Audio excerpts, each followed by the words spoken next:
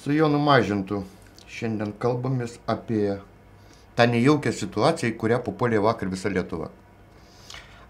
Vakar aš perskaičiau Seimo nario Audriaus Nako pareiškimą, kad Lietuvai negrėsė joks pavojus iš Rusijos pusės, net minimalus. Kodėl pasijaučiau nejaukiai ir kodėl turbūt 99% Lietuvos gyventojų pasijuto nejaukiai, kadangi mes jau seniai kariaujame. Mes taip seniai kariaujame, kad jau ir užmiršom, kada tas karas prasidėjo. Tai aišku, būnant priešakinėse linijose yra labai pavojinga. Baimės jausmas ir visa kita neleidžia objektyviai vertinti. Todėl paprašiau Jono paaiškinti, ar tikrai yra taip, kaip šneka Seimo narys, o gal mes vis dėlto tebekariaujam. Viešoji nuomonė ir aukščiausiai Lietuvos vadovai tebekariauja ir yra priešakinėse linijose ir jaučia sudėtingą situaciją ir jų nuomonę realią grėsmę. Kadangi aš truputį jau sulaukiau atitinkamo amžiaus ir gerai pažįstu Rusiją kaip ir SSR buvusią, tai aš nematau jokios grėsmės ir pritariu jūsų gerbiamam Seimo nariui Nakui. Kodėl? Rusiją reikia pažinti. Tie, kurie pažįsta Rusiją, žino, kad tokios nacijos dabartinėje Rusijoje vieningos nėra. Pavyzdžiai, sakysiu, aš jų galiu gal apie 40 pateikti, bet apsiribosiu keliais. Tarkime, Kazanė milijoninis miestas, virš milijono. O ten toje gubernijoje, anksčiau buvusioje srityje, vėl keli milijonai gyvena. Ji yra totorių sostinė. Totorių autonominės respublikos. Paimkime Ufą. Tai yra Baškirijos sostinė. Paimkime Čiuvašijos sostinę. Paimkime Jakutijos sostinę. Paimkime ką tik norite. Jų ten tų darinių nacionalinių, aš apie Čečėniją nekalbu, kurie Rusijos viduje ir taip toliau. Taigi Putinas nėra kvailys. Aš dar nemačiau nei vieno KGB pulkininko ar ten žemesnio laipsnio kvailio ir neturinčių informacijos. Jam reikia išlaikyti šitą dabartinę Rusijos imperiją ir tiesiog jis nepajėgus kovoti nei su NATO, nei su Europos Sąjunga. Ta patį jis jau pasisakė, įvardindamas skaičius ir savo valstybės gyventojų skaičių. Nesvarbu, kad jis turi atominę ginklą. Atominio ginklo nepakariausia, nes tai žmonijos pabaiga, jeigu trečiasis pasaulinis karas. O be to, tą daugiausiai rodo atitinkamų Europos Sąjungos vadų, struktūrų, valstybių noras bendrauti su Rusija ir jie nemato to, ką mato mūsiškiai. Turbūt jums kyla klausimas, o kam to reikia, ar ne? Kam reikalingas tas karingumas ir eskalavimas tos didžiulės grėsmės, ar ne? Kitaip tariant, mūsų elitas bijo, kad pasikartos 40 metų okupaciniai veiksmai. Taip, o mes sakome, kad ne. Tai o kam jam reikia to? Kam jam reikia to kovingumo, to nuolatinio karo būvio, stovio, to bauginimo žmonių ir taip toliau? Kam jam reikia to, Gintarai? Motyvas turbūt yra. Aš manau, be motyvo niekas nieko nedaro ir galvoti, kad mūsų elitas beprotis, tai tikrai taip nėra. Jis proto turi ir pakankamai erudicijos turi, tačiau jis motyvuotas. Jam reikia kelti sumaištį, baimę ir drumsti vandenį, nes tamsiam drumstam vandenį lengva žvejoti žuvis. Tai yra perskirstyti BVP, vykdyti tokią finansų politiką, tokią pirkėjimo viešųjų ryšių. Šitas, sakykime, kamo auksinių indų skandaliukas ir kiti kišiukai čia smulkmė. Bet svarbu, kad sistema būtent įbaugindama priešo pavojumi ir dalis žmonių patikė, kaip tu nepatikėsi. Prisimenu Gestapo vado vienintelio turėjusi aukštą išsilavinimą Müllerio žodžius. Beje, ir Gerbelsas tą patvirtino. 99 kartus pasakyk, kad tu paršas, ant 100 tu kriptelsi. Taigi žmonės yra tiek, kaip čia sakyti, norunkelinti ar užzombinti, kad jie nenori paklauso to, ką jiems sako tiek drukavotas žodis pagrindiniai laikraščiai žiniasklaidoje, tiek televizija, o tai labai įtaigu. Kvepia kažkokia gigantiška sąmokslo teorija, jūsų minčių dėstymas. Ne, mano minčių dėstymas tai nėra sąmokslo teorija. Tai yra, aš remiuosi atitinkamai žmonėmis, kuriuos daugiau ar mažiau gerbiu. Tarkime, teko man bendrauti, aišku, porą kartų su jo ekscelencija moralinio autoriteto Valdu Adamkumi. Na, bet ne tam esmė. Juk jis per savo kadencijos metu perspėjo apie realią oligarchinio valdymo grėsmę. Kiek aš atsimenu pradžioje, netgi mūsų mylima prezidentė tą patį irgi šnekėjo pirmosios kadencijos Tai gal ta metu. grėsmė jau praėjo? Tai žinoma praėjo, kadangi nenorime jos matyti. Nes iš tikrųjų pas mus yra tikras oligarchinis valdymas ir taškas. Ir taškas. Bet labai sunku įvardintos oligarchus. Tai kad jūs niekada neįvardinsite. Kaip niekas neįvardins, kas stumia pasaulinį globalizacijos procesą, kas kelia karus, vietinius kariukus, kas kuria karštuosius taškus, kas kuria teroristų struktūras, taip vadinama yra slaptoji pasaulio vyriausybė, bet čia jau tikrai aš neturiu duomenų ir palikime iš šono visą tai. Tai pas mus ta oligarchinė valdymo sistema, struktūra yra po vandeniu, kaip aisbergas turi povandeninę dalį ir mes tos povandeninės dalies matome tik kai kada į žiniasklaidą išlendančius kelis oligarchus, o visos sistemos nežinome. Mes žinome tik tai valdančias partijas, parlamentinės partijas, kurios vykdo oligarchų valią.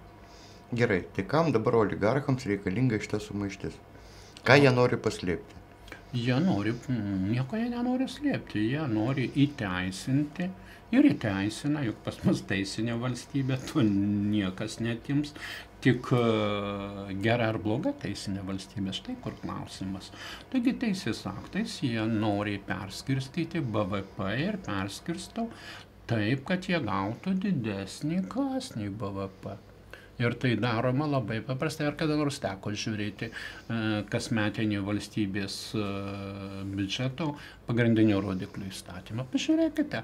Aišku, tai jau reikalautų, sakykime, analizė jo, kad ir šių metų ar būsima kitų metų tikrai reikalauja atitinkamų žinių, ekonominio, finansinio išsilavinimo ir pamatytume, kaip tas daroma. O dabar jūs matote visą tai per nesibaigiančių skandaliukų virtinę.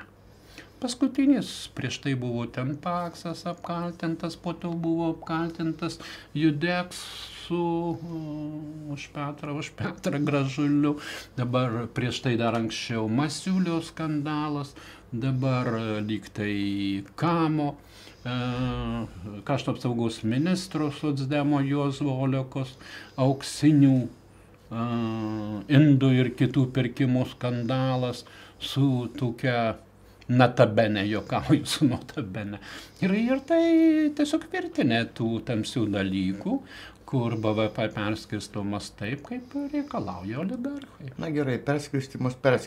Kaip tas perskirstimas lemia, pavyzdžiui, mūsų tautos įsivaikščiojimą, išvažinėjimą? Matote, tautoje yra mąstančių žmonių, pasitikinčių savimi ir jeigu negali rasti laimės tėvynėje, tai ieškai jos užsienyje. Juolab, kad užsienio taip vadinamos senosios demokratijos valstybės ilgą laiką buvo piešiamos kaip Eldoradas. Nuvažiuok ir viską gausi. Ta jie ir darė. Dabar aš jums buvau atsiuntęs mielo tokio garbaus amžiaus mokslininko Edvardo Satkevičiaus straipsnį, kuris 2016 metų rinkimus įvardyja kaip nusikalstamus ir neteisėtus. Tai susisieja su jūsų nuolatinio komentatorius ir straipsnių rašytojo, mokslininko, daktaro Jono Ramanausko bei kitų dar išlikusių paskutinių mamutų dorų mokslininkų nuomonėmis. Taigi va, pagal Satkevičių skaitė tą straipsnį. Taip, truputėlį skaičiau. Tai, kad aš nemalčiau, jūs paminėkite, ką sako Satkevičius. Kad dabar yra 1,4 milijono sąrašinių popierinių rinkėjų. Nu.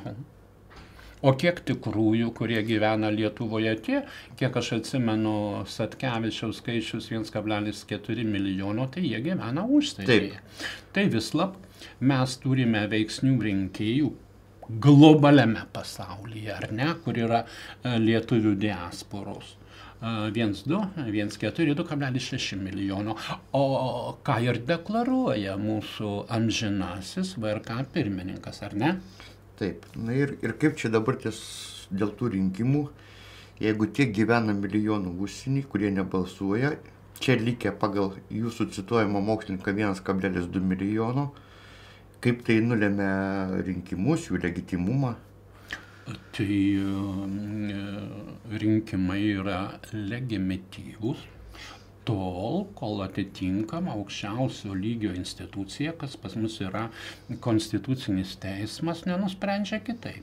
O žinant, kaip sudaroma konstitucinio teismo sudėtis, jis niekad nepasakys kitaip, negu pagrindinė valdančiųjų žmonių partinių ir kitų aukščiausio valstybės pareigūnų norai. Jonai, aš klausiu truputį kito dalyko. Man pačiam visuomet buvo neaišku, kaip yra suskaičiuojamas rinkėjų skaičius čia Lietuvoje. Dieve mano, jūs turbūt dar labai jaunas, nors atrodot, kad ne taip jau labai jaunas. Jūs prisiminkite, kaip taip daroma normaliuose šalyse, daromi atitinkami gyventojų surašymai. Taip. Ir pagal gyventojų surašymą oficialų pateikiamas rinkėjų skaičius. Tuo vadovaujantis toliau rinkimų komisijos tiek apygardų, tiek vyriausiojo rinkimų komisija pagal nustatytas procedūras sudaro konkretų tikrųjų rinkėjų skaičių konkretiems rinkimams, tarkime 2016. Na, o dabar pažiūrėkime, paimkime pagrindu garbaus mokslininko, doro žmogaus ir ne tik jo. Tai yra tokia pat panašius skaičius išsakęs ir Zuokas, ir kiti politikai tada, kada jiems reikia. Paskui jie užmirštami. Na, visi tiki Mikutavičiaus dainoms, nes jausminis dalykas yra greičiau įkrenta į protą ir širdį.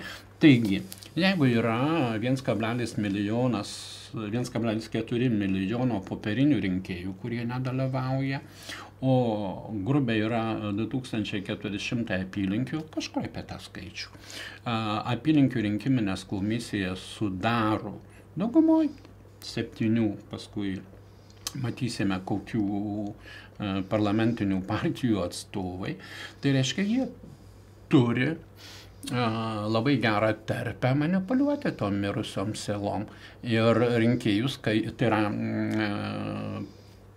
rinkimų rezultatai yra iš anksto nulemti. Pažiūrėkime, 7 tokios pagrindinės partijos, žinomos, parlamentinės, plus, jei neklystus, yra užsiregistravę buvo 19, liko 16, 2 iš jų sudarė koalicijas, yra 14 sąrašinių, ar ne? Galimų 14 partijų, kurios dalyvauja rinkimams. Tai vat pažiūrėkite, jeigu protingai ir atitinkamai manipuliuoti tais 1,4 milijonais mirusiom sielom, o pabandyk tu ten sukontroliuoti kiekvieną rinkiminę apylinkę. Kas sukontroliuos? Ar tos nedidelės mažosios partijos gali tai padaryti?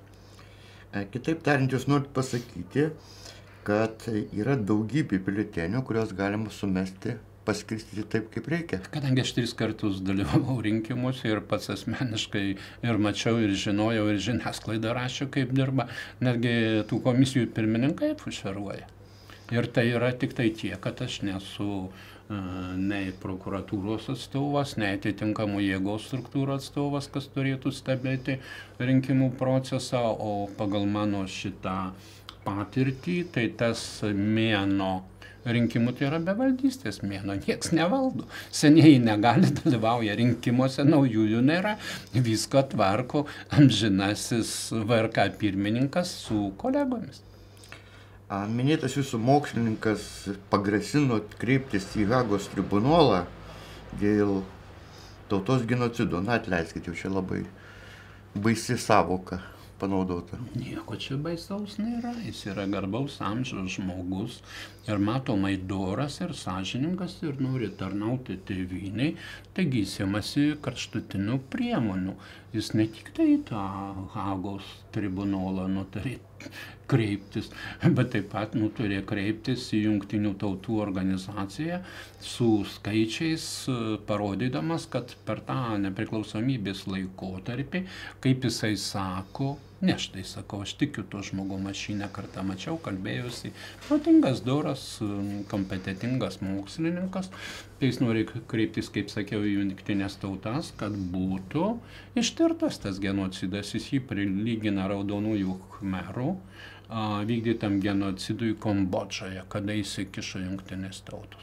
Tai ar jam pavyks tai ar ne, tai aš nežinau, ko gero nepavyks, bet jo norai yra nuostabus, tai yra drąsus, geras žmogus. Tai dabar jūs norit pasakyti, kad tie 2 milijonai ar milijonas ar pusantro, dabar nesipainiosim tose skaičiuose, buvo kaip ir specialiai išgrūsti iš Lietuvos?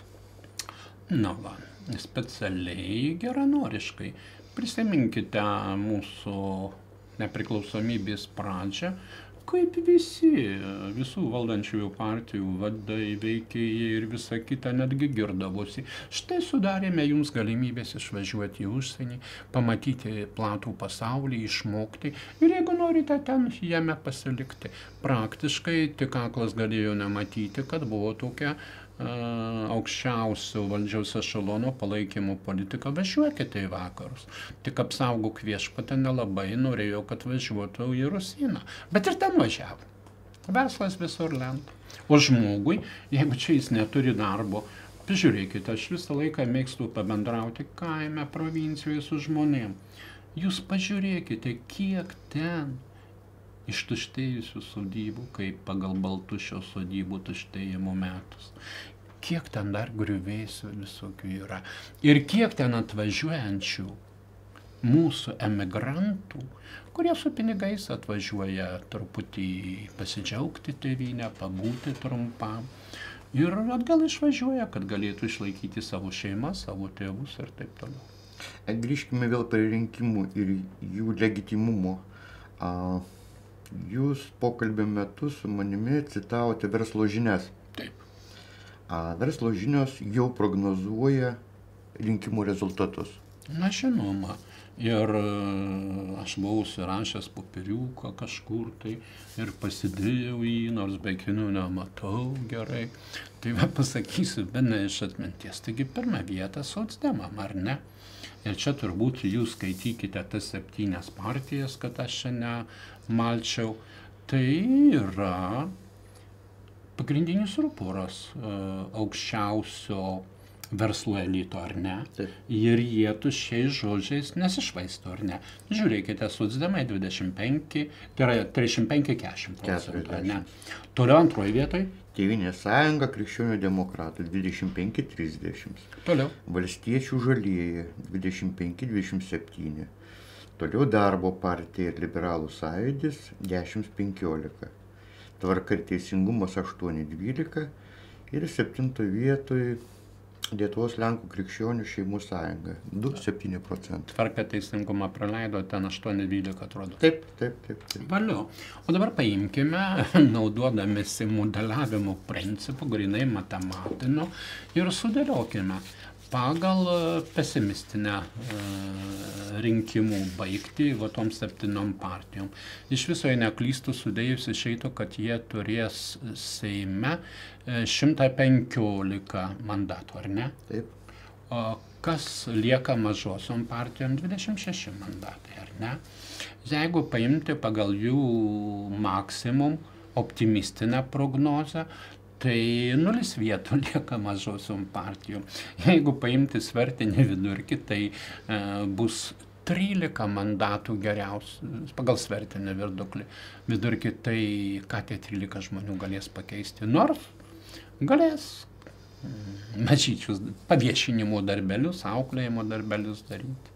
Tai štai praktiškai tokia rinkimų sistema, kuri dabar yra, kuri reglamentuota atitinkamais įstatymais, pradedant rinkimų partijų ir taip toliau, tai jie visada užtikrina, kad sistema bus išsaugota. O juk visi šaukia, įskaitant ir prezidentę, gėda, baisu, įskaitant ir, pažiūrėkite, kaip partijos kritikuoja vienas kitą. Įdėmiai klausykite ir pamatysite, kad sistema bloga. Aš jau nekalbu apie tautos liaudies balsą. Kaip sako, šuns balsas į dangų neina, jo niekas negirdi. Šunės loja, karavanas eina. Taigi sistema ir toliau gyvos. Grįžkime prie mūsų pokalbio pradžios. Taip. Apie didžiausią grėsmę. Jūs mane vis dėlto neįtikinot, kad jau galime nebebijoti Rusijos ir atkreipti visą dėmesį į mūsų vidaus gyvenimą. Žinote, aš turiu savo nuomonę ir Gintaro nenoriu įtikinėti. Aš ką tik pabandžiau pakalbėti faktais. Pasakiau apie Rusijos, kaip ją pavadinti, Rusijos nacija, kaip kad amerikiečiai irgi nacijos neturi, ar ne? Jų atitinkamai tiek Jungtinių Amerikos valstybių, tiek Rusijos kolonijinė politika praeityje paremta ginklų ir iškariavimais vienoda, ar ne? Ir nėra tokios kaip amerikiečių nacijos, yra vietiniai indienai, jūs kiek tik tai norite priskaičiuosite, jų yra atvykėliai ir taip toliau. Ir tai vadinama, gal pavadinkime amerikiečių liaudimi, lygiai tas pats ir Rusijos liaudį. Pažiūrėkite į struktūrą pagal procentus, pagal tautinę sudėtį. Tai aš dar kartą kartuoju, kad Putinui siekiant išlaikyti šitą imperiją galingą, net neužteks ir norint jėgų, ir norint neužtektų. Jam reikia savus saugoti, išlaikyti žemes, išlaikyti turimus žemėse gamtinius resursus. Jam trūksta žmonių. Tai kai jis atvažiuos čia grobt žmonių. O beje, ką čia įtikinėti? Aš, pavyzdžiui, šventai tikiu, kad dvi pasaulio galybės, gal prioritetą atiduokime amerikiečiams, jų technologijos aukštesnės, nors rusų nedaug atsilieka, vis tik tai ar išdrįstų mąstantis žmogus, o KGB mąstantis yra, gal jie širdies neturi, bet surizikuoti taip, kad ir pats žūtų ir sukelti trečiąjį pasaulinį karą, juk turime NATO sutartį, 5 straipsnį, kitus, esame Europos Sąjungos nariai. Tai man ir kiek aš pažįstu Rusiją, tai aš netikiu realumu tos įvardyjamos, eskaluojamos didžiausios grėsmės įrašytas priedanga, negatyvų.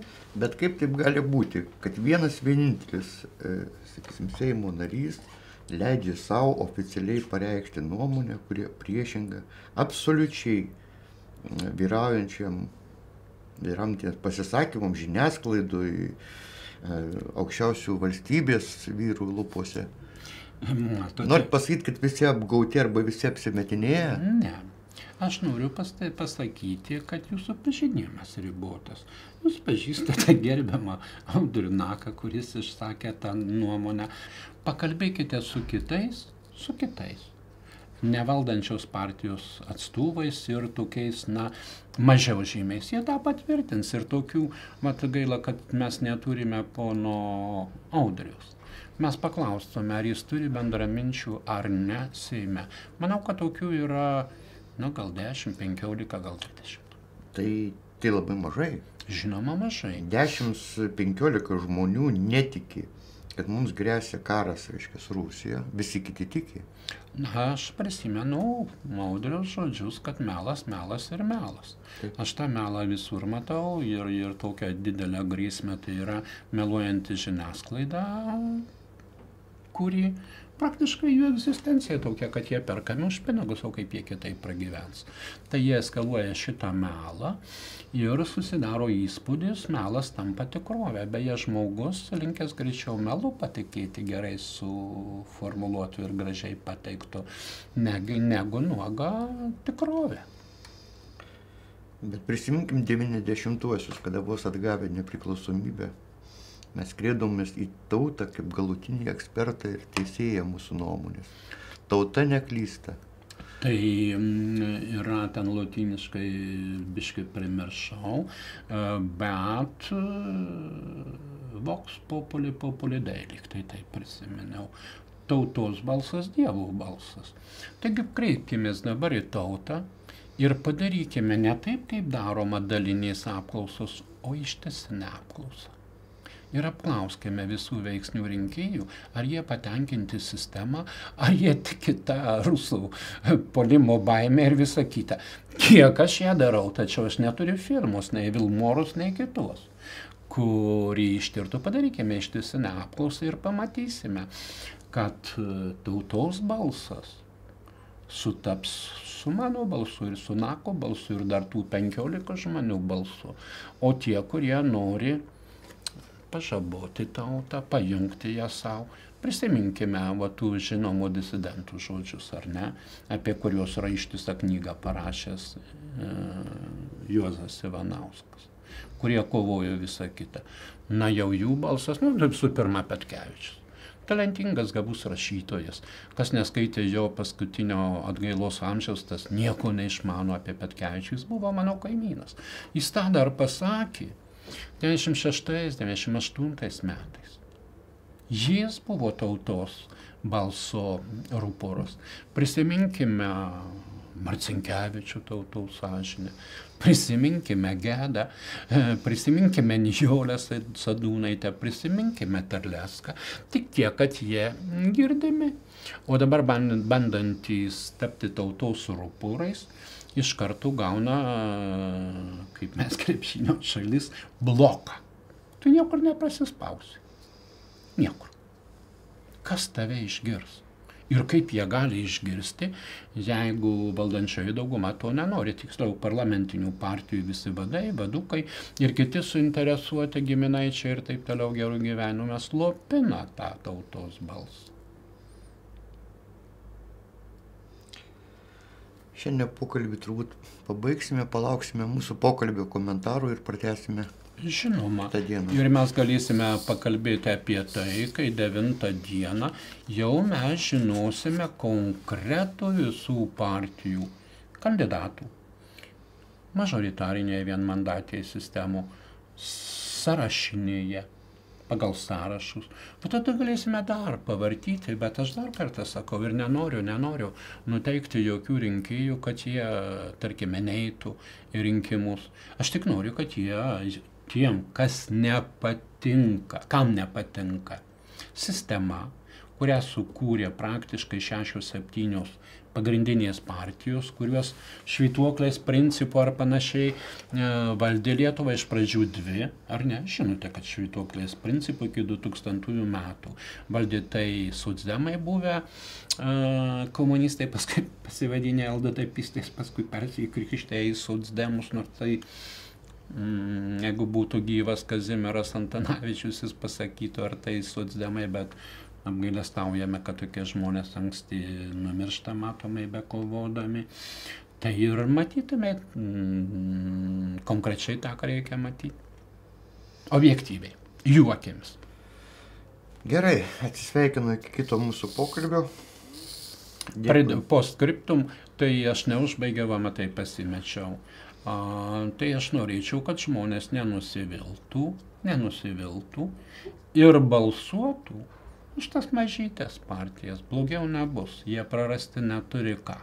Na, o jeigu jau jie neatranda iš tų mažyčių partijų nei Paulauskų, nei Nakų, nei Puteikių, nei kitų, tai tegul jie sugadina biuletenius, kad rinkiminė komisija jie jų nepanaudotų, galimiem juodiem darbam.